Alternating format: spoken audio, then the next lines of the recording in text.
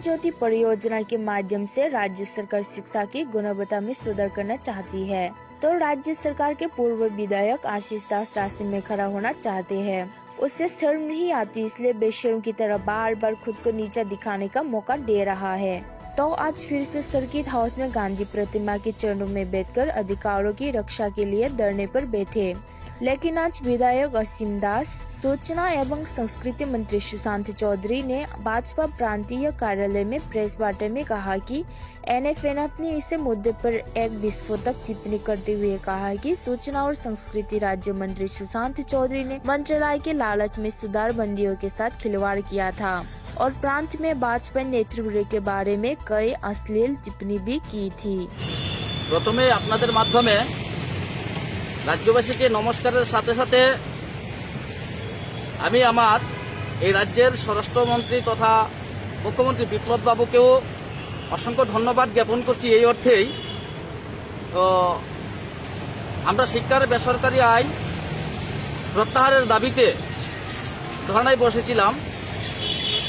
ধর্নায় বসার উনি গতকালকে পর্যন্ত উনি ওনার মতো করে চেষ্টা করেছেন এই ধর্নাকে কি করে আটকানো যায়। এই রাজ্যের মানুষ অবগত আছেন এবং আপনারাও অবগত আছেন, এই ধর্নাকে মাননীয় মুখ্যমন্ত্রী ভয় পেয়েছেন। এইভাবেই বলছি কারণ ৩ তারিখ আমাকে অ্যারেস্ট করে নিয়ে গিয়েছেন, ৪ তারিখ প্রধানমন্ত্রী আসছেন। আমি যাতে ধর্নায় না বসতে পারি শত শত পুলিশ টিএসআর পাহারা দিয়েছেন, আমাকে নজরবন্দি করে রেখেছেন। ৫ তারিখ এই ধর্নাকে যত আরও সীমিত করা যায়, ৫ তারিখ ত্রিপুরার ইতিহাসকে কলঙ্কিত করেছেন মাননীয় অধ্যক্ষ মহোদয় তথা রতন চক্রবর্তী মহোদয়। একমাত্র কারণ হচ্ছে আমাকে বহিষ্কার করেছেন এবং আমাকে অযোগ্য বলেছেন, একমাত্র কারণ এই ধরনাকে ভয় পেয়ে। আপনারা আমার কলিগ সমসাময়িক বন্ধু বিশ্বকেতু সম্পর্কে এই রাজ্যের মানুষ অবগত আছেন। বিশ্বকেতু আজকে থেকে 7 মাস আগে দিয়েছেন, কিন্তু আমার ক্ষেত্রে কেন সিদ্ধান্ত নিল? এই কারণে সিদ্ধান্ত নিল আমাকে যাতে কোনোভাবে না কোনোভাবে আটকানো যায়। গেল 5 তারিখ, গতকালকে ছিল 6 তারিখ। 6 তারিখ আপনারা দেখেছেন আমাকে আবার অ্যারেস্ট করে নিয়ে যাওয়া হয়েছিল। কেন? এসে বলল কি এখানে ভিআইপি জোন, আপনারা বসতে পারবেন না। ঠিক আছে, আমরা মেনে নিলাম, আমরাও চলে গেলাম। যাওয়ার পর 2-2.5 ঘন্টা হয়ে গেল।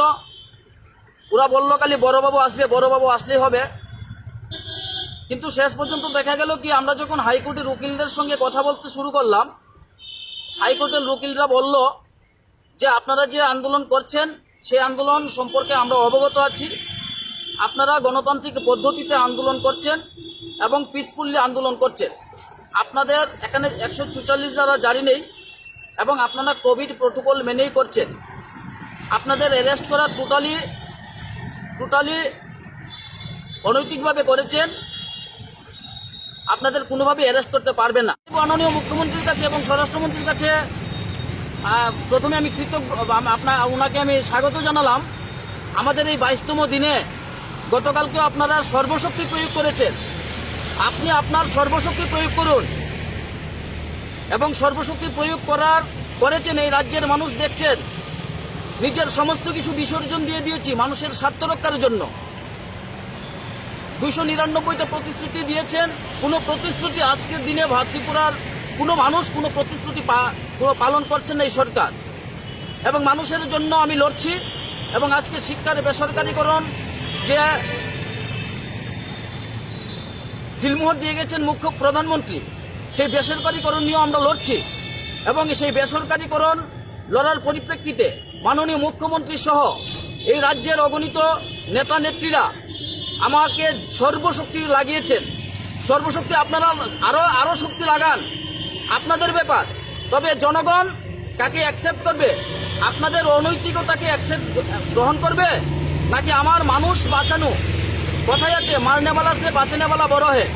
আমার মানুষের জন্য আমি লড়ছি এবং মাননীয় মুখ্যমন্ত্রী সর্বশক্তি প্রয়োগ করে রেখেছেন যে এই আইনটা যে অনৈতিক এই আইনটা যে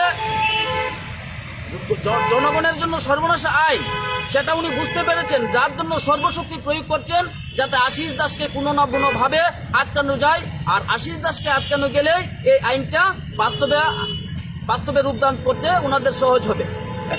যিনি বর্তমানে এখন তথ্য সংস্কৃতি দপ্তরের মন্ত্রী, একটা সময় দেখা গেছে আপনার সাথে ওনার খুব ঘনিষ্ঠতা ছিল।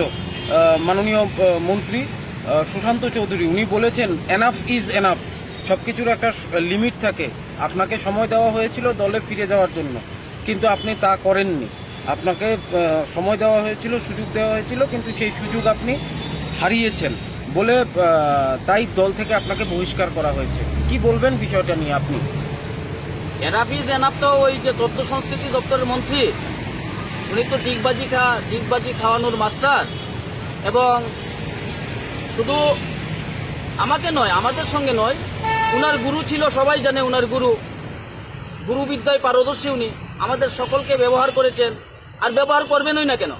উনার বাবা ছিল সিপিআইএম, উনি ছিলেন কংগ্রেসে, ছিলেন তৃণমূল কংগ্রেসে, আসলেন বিজেপিতে। বরাবর ওরা হলো আসল ডিগবাজি খেলোয়াড়। এবং মাননীয় সুশান্ত বাবুকে বলবো, আপনি আমাকে যে এনাফ ইজ এনাফ বলছেন, আপনি এর আগে ওই এনাফ ইজ এনাফ শব্দটা অনেকভাবে সোশ্যাল মাধ্যমে ব্যবহার করেছেন। শুধু সোশ্যাল মাধ্যমে নয়, আপনি প্রতিমা ভৌমিককে লেডি ব্যবহার করে আরও মনে হয় কিছু ব্যবহার করেছিলেন মুখ্যমন্ত্রীর বিরুদ্ধে।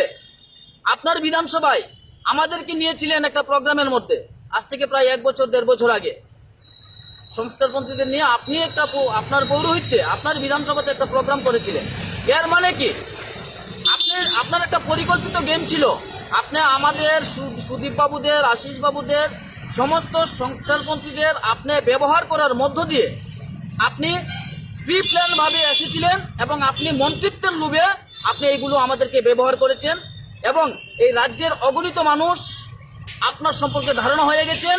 আপনি একজন চিটার, আপনি একজন জুচ্চুর, আপনার কমিটমেন্টে কোনো নেই। শুধু আপনি ব্যক্তি স্বার্থে এবং মন্ত্রিত্বর স্বাদের লোভে আপনি সকলকে ব্যবহার করেছেন। আপনি গুরুকে পর্যন্ত ছাড়েননি। আর আমার কথা বাদ দিন। আচ্ছা, বাবা বলছেন সিপিএম আর ছেলে দিগবাজি খাওয়া, এই বিষয়টা ক্লিয়ার করুন। কার কথা বলছেন আপনি? মাননীয় তথ্য সংস্কৃতি দপ্তরের মন্ত্রী সুশান্ত বাবু, উনি তো অনেকগুলো দল করেছেন। ওই এনাফ শব্দটা তো একবার ব্যবহার করেননি। পাপিয়া দত্ত থেকে শুরু করে অনেকেই ওনার বিরুদ্ধে প্রতিক্রিয়া দিয়েছিলেন। উনিও পাপিয়া দত্ত সহ, মুখ্যমন্ত্রী সহ, টিঙ্কুরাই সহ সবের বিরুদ্ধে উনিও প্রতিক্রিয়া দিয়েছিলেন। আজকে কেন? আজকে পদলেহন করছেন কেন? একমাত্র মন্ত্রিত্বের জন্য পদলেহন করেছেন। আপনার বিষয়টা বলেছে যে আপনি তৃণমূলে যোগদান করেন, তৃণমূলে গিয়ে আপনি ঝান্ডা ধরেন, মিছিল মিটিংয়ে যোগদান করছেন, যাচ্ছেন, এক দলে সমর্থিত হয়ে বিধায়ক হয়ে অন্য দলে আপনি যাচ্ছেন, যাতায়াত করছেন, যোগাযোগ রাখছেন, এটসেট্রা এটসেট্রা। এই বিষয়টাকে আপনি কিভাবে দেখছেন? বিষয়টা তো হ্যাঁ, এই বিষয়টা আজকে আপনাদের সামনেও রাজ্যবাসীকে অবগত করানোর তেমন কোনো ম্যাটার নাই। যেহেতু বলেছেন, আমি তৃণমূলে কংগ্রেসে যোগদান করেছি, তৃণমূলে যাচ্ছি, ভালো কথা। অধ্যক্ষ কি হয়? নিরপেক্ষ হয়। অধ্যক্ষ তো হয় নিরপেক্ষ, আমরা সকলেই জানি। অধ্যক্ষ কংগ্রেস বিধানসভার ভিতরে প্রত্যেকটা দলের জন্য নিরপেক্ষ হয়। কিন্তু একটা বিষয় হলো, ওনারা যা বলছেন, আমি তৃণমূল কংগ্রেসের ঝান্ডা ধরেছি, আমি রেজিগনেশন দেইনি। বিষয় কিন্তু রেজিগনেশন দিয়েছিল তার সোশ্যাল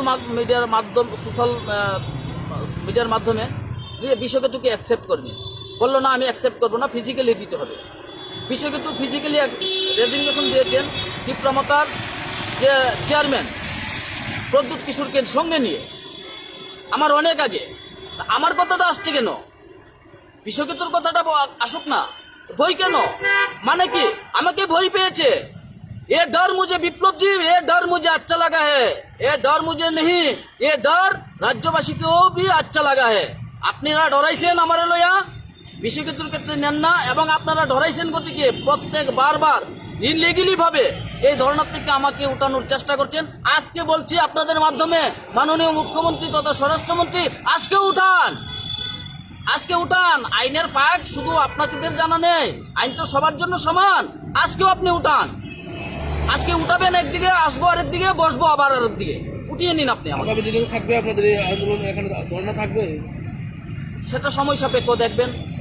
আমি তো বলেছি সময় সাপেক্ষ দেখবেন, রাজ্যবাসীও দেখবেন। ধন্যবাদ।